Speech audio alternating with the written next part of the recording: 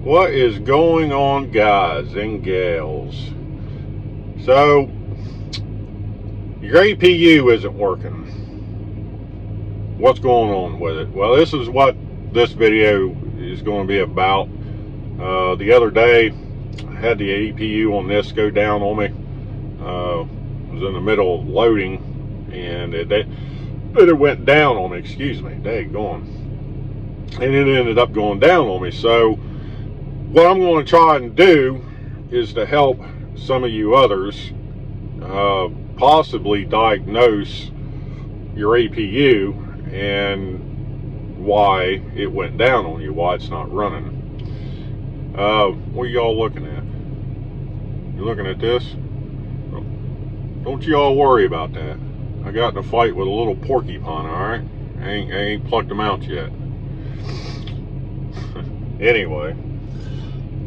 So I'm going to try and help some of you others that may have APUs, never worked on them, never done anything but check the oil in them. Try to save you a few bucks and maybe possibly get it back up and running yourself.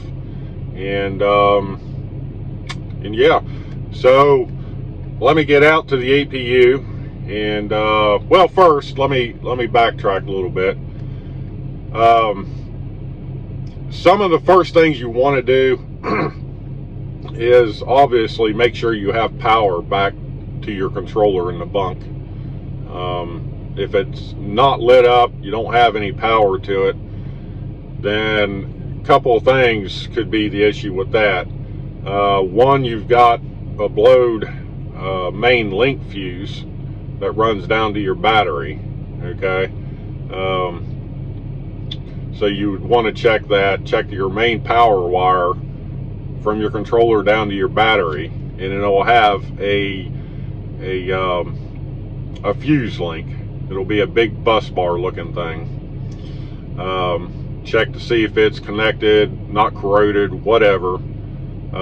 Make sure the battery terminal itself is connected to the battery, tight, not corroded, any of that nature. And if that checks out okay, then it could possibly just be your controller itself. Now, however, if you do have power to the controller, what you can do is on the on-off position or button, push and hold that button down. And what you're doing is just kind of bypassing the circuit for itself starting, and it'll allow you to just sit there and crank on the APU. And what you're wanting to do is listen to how that motor is turning over, okay? If it's turning over fairly quickly but has a consistent sound to it, like a consistent sound, that's what you're listening for, because what you're really wanting to do is listen to the compression of the motor, okay? So if it has a solid rotation sound, chances are it's got good compression. But if you hear it galloping like a whoa, whoa, whoa, whoa, whoa, whoa, whoa, whoa, whoa, whoa, whoa, then you have possibly a cylinder that's not as high as compression as the other cylinder. So it could be compression rings or something of that nature. Something's going on with that cylinder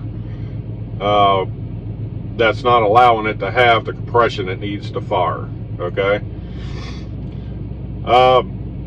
So in that instance, if it's turning over quickly and it has a solid compression sound to it, then you need to go on to the next step and figure out if you have a blowed fuse in there, or if you got a fuel issue, or what the issue is.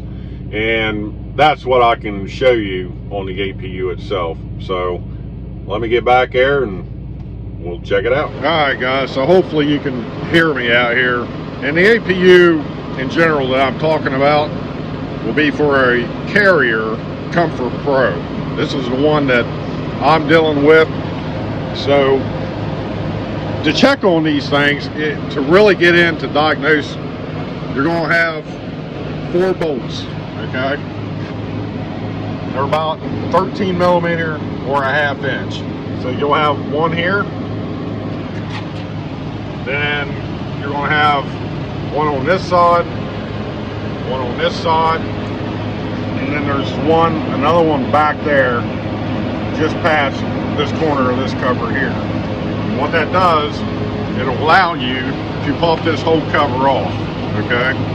Where you can get in there and take a look. But what I'm going to do, I'm just going to get into this little access hatch, because I can show you all just about anything that you really need to see just by this.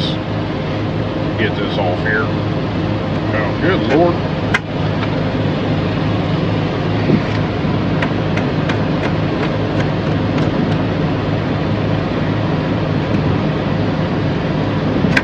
Alright, let's get this off here.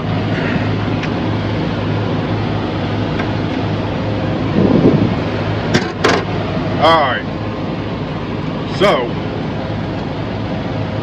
what you're looking for, which would help if we had some light, but let me get back here. There's a plug back here. I don't know if you can see it right there. Right there. Take that plug out. Get over here where you can see there's a connection right there, okay? Just push that in, pull that out, and that's going to expose a 20 amp fuse. You want to check that and make sure that that 20 amp fuse is not blowed. If it's blowed, replace it and try and fire back up and see if it'll run. Chances are it'll probably run. Another issue could be an alternator problem, okay?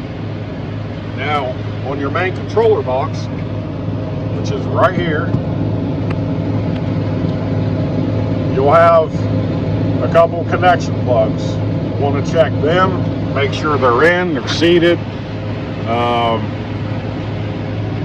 Just good connection all the way around. Now, on that controller also, there's labelings on there. Starter, glow plugs, solenoid pull, solenoid hold, alternator power, coolant, oil temp, stuff like that. See if you have any kind of fault lights that are on with that, okay? These things are designed, if you're low on oil, it'll shut down and it will not start back up. If you have an alternator fault, the alternator is not charging, it will shut down.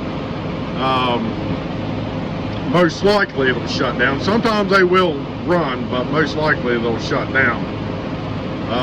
So make sure you check on your oil. And if it does have an alternator fault on it, it will tell you on that control panel. You will have a light for it. Alright? So, if everything of that nature checks out, then the only other thing that it could be is a fuel issue, okay? You're going to have a fuel issue. Now, on this particular model, this has a mechanical fuel pump, like, now on the other ones, like the Tribac, stuff like that, I believe those have the electronic fuel pumps, or clickety-clack is what I call them. But this one has a manual fuel pump, which is right here. It's located right here. Now, how you check to see if you have any fuel, right here are your fuel lines to your injectors, okay? These are your two fuel lines. They'll come out from that fuel pump, come up, and go down into your injectors. Now, what you can do is crack these, just crack them open, go back and try to start it. Let it do its thing in its natural cycle, and then come back out here and look. You'll have enough time to activate that in the bunk and then come out here before it starts cranking. And see if you have any fuel coming out of these at all, out of these lines at all. If you do not see any fuel as this thing is cranking, then you've got a bad fuel pump. Now, in my case, what happened this one ended up with an airlock. This one was fine, but this one ended up with an airlock, and I had to end up bleeding the air out of it and to get it back up and going.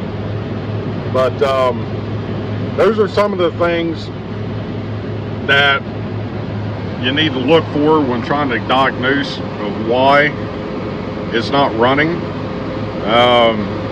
Hopefully it helps some of y'all. By no means am I an expert at one of these, but most motors are all the same. You need, well, in a gasoline you need fire, fuel, and compression. In a diesel you need fuel and compression, and obviously oil, coolant, all that good stuff. So that's that. Hopefully it helps you guys, and if you have any questions, just leave it down below. Peace.